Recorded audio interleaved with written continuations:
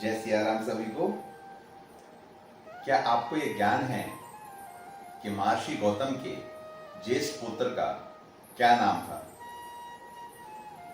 आइए यह हम आज की कहानी में सुनेंगे। आज हम आपको वाल्मीकि रामायण के बालकांड के अध्याय 91 की कहानी सुनाएंगे। तो विश्वामित्र जी, राम जी और लक्ष्मण जी मिथिला नगरी पहुंच चुके हैं और वहां पर महाराज जनक अपने राज पुरोहित स्थानंद जी के साथ उनका स्वागत करने के लिए आए हुए हैं। तो जब स्थानंद जी को पता चलता है कि विश्वामित्र जी के साथ जो दो राजकुमार हैं वो राम जी और लक्ष्मण जी हैं, तो वो बहुत खुश होते हैं। स्थानंद जी महर्षि गौतम के ज्येष्ठ पुत्र थे। यह सुनकर कि राम जी यहाँ पर आए हैं, तो वो उतावले होकर विश्वामित्र से पूछते हैं कि क्या राम जी के आने से मेरी माता का श्राप पूरा हो गया? क्या मेरी माता ने शरीर आने के बाद राम जी की सेवा की? क्या आप मेरी माता जी मेरे पिताजी महर्षि गौतम के पास चली गई हैं? क्या मेरे पिताजी ने राम जी की पूजा की?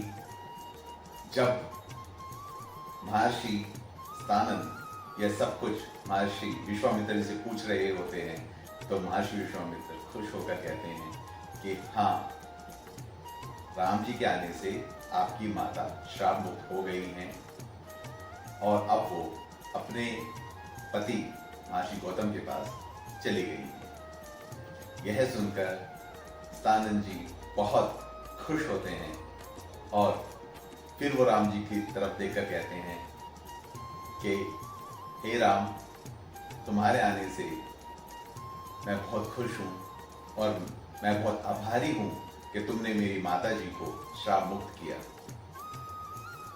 आज तुम दुनिया के सबसे धन्य व्यक्ति हो, क्योंकि तुम्हारी शिक्षा और रक्षा स्वयं विश्वामित्र जी कर रहे हैं।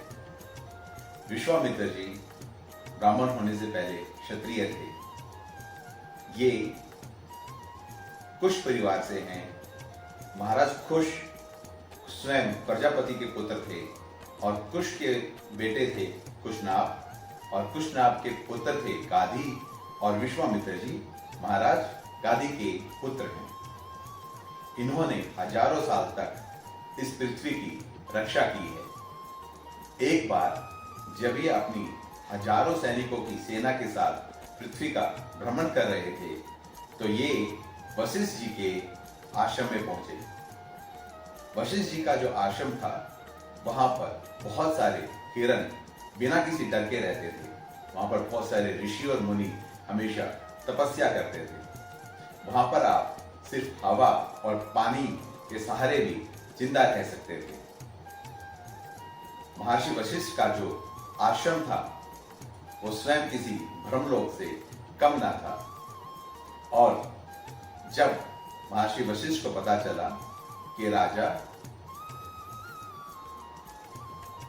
विश्वामित्र वहां आए हैं, तो स्वयं राजा विश्वामित्र की स्वागत करने के लिए वहां पर पधारे।